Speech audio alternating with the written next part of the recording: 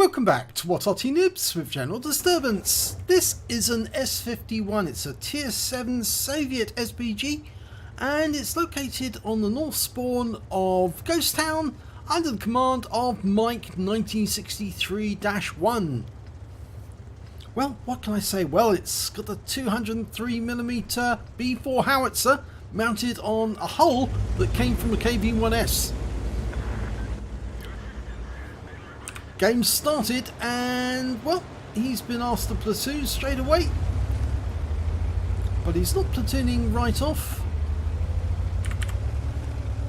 Now, in actual fact, this is an encounter game. I thought for a second that it was a bit odd that he was starting off where he was, but yep, as you can see, the cap is right in the centre of town, and Mike's gone for a shot on an enemy tank, the light tank that was seen over in that corner.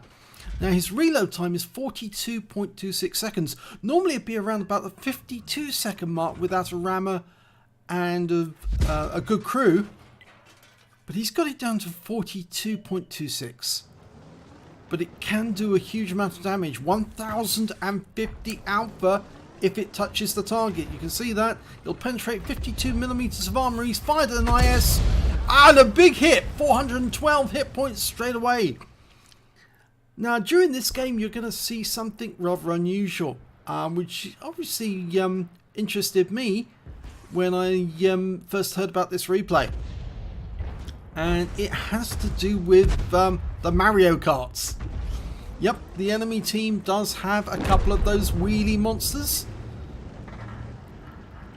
Of course, artillery players don't particularly like Mario Karts. They are, well, a bit of a problem.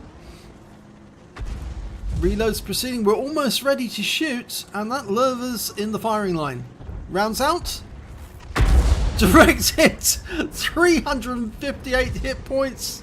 So 2 shots, and he's got 770 hit points of damage already. As you can see, it's got a large amount of stun on those tanks as well. Well, the next target is an ISM. Now, if you've noticed, there's a couple of Marios actually over to the west side of the map. An EBR Hotchkiss and an AMD 178B. Well, rather than go after the normal targets, he's now found a T-71 and nope, didn't fire at that one, but the EBR's coming close. I don't think he's noticed that yet. Yes, I think he has now.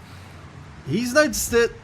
And he's lining that EBR up for a shot. He's loaded and it's almost dialed in. Rounds out. Direct hit. Wipes him out. 73 hit points, but is this a kill? And there's the Mario Kart. There's another one. And he's headed. Oh, is he going away?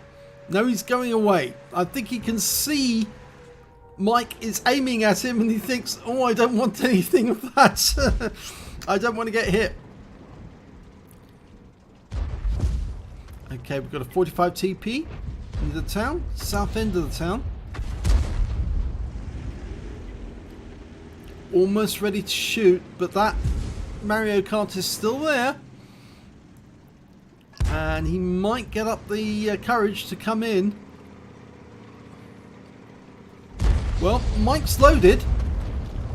He's now switched targets. He can't hit that lurver. In fact, he's actually finding it difficult to find a target he can hit because the buildings are getting in the way. Of course, the big worry is, of course, that AMD 178B. He might come back.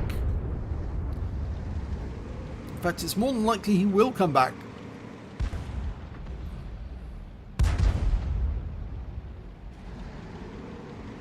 Now luckily Mike does have an SU-100Y, a box tank, fairly close by, and so he should be able to spot the enemy. Oh, he's found the enemy Arty, or at least one of them's been spotted, and he's dialing in on that Arty right now.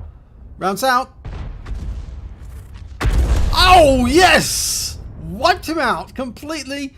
It did help that Arty got hit just a short while before his round landed nearby, because it splashed him to death.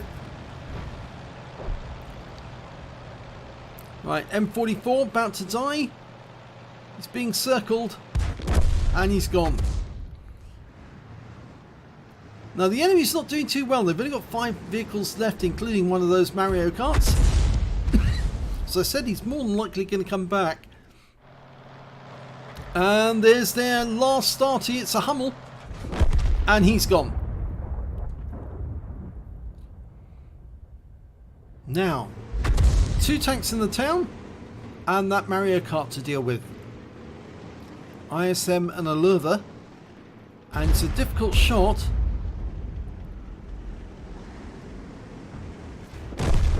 Oh my god! Both of them went down virtually simultaneously. And that means the only enemy left is the Mario Kart. And here he comes. He's on a suicide run. And he's headed for us. We're loaded. Just getting ready to shoot. Just need a clear shot. Yes! Wipeout! Wins the game. And it's much more difficult to do that in overhead mode. So, nice battle there. Let's have a look at the end of battle stats. Well, it's only a 3rd class tank of a Mike 1963 one in the S-51. But he did get a bruise medal of getting at least 5 critical hits. In fact, he got 10 in total. He got 6 critical hits alone by hitting the enemy Arty. I think that may have been a direct hit, actually, rather than just a splash. But anyway, let's have a look at the team score. Well, he didn't get the highest damage, unfortunately. Not in this game. No, that went to the 53 TP. Markovsky Go, he got 2953. Then the UDES 14967, sorry. And the Hotchkiss managed 1185. But he did pick up the 4th place position with 1037 hit points of damage. When it came to kills, though, he shared the top spot with the UDES. Both got 3 kills apiece.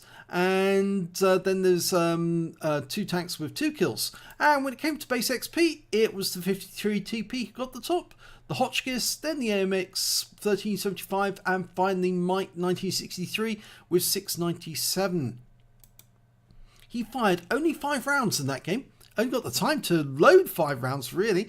3 direct hits, 2 penetrations, and 3 splash. Damage of 1037 hit points, of which 917 were at more than 300 meters. He damaged 5 of the enemy, killed 3 of them, and did stun assistance of 756 hit points off 2 stuns. On a premium count, he earned 21,131 credits, but after ammunition resupply, remember this is the B4 howitzer, these shells are expensive, and of course resupplying his consumables because he was using premium. He actually ended up with a deficit, a loss of 28,303 credits. He received 697 XP times 2 for the first victory, got 2,092 from a personal missions payout, took away 4,184 experience points altogether. But 2 Mario Karts and a counter on the S-51. Yes, you cannot deny that that was very satisfying to see both those Mario Karts wiped out with the big gun. So if you enjoyed that replay, please give it a like and do subscribe to our channel, and hopefully there'll be another replay coming along soon. Stay tuned.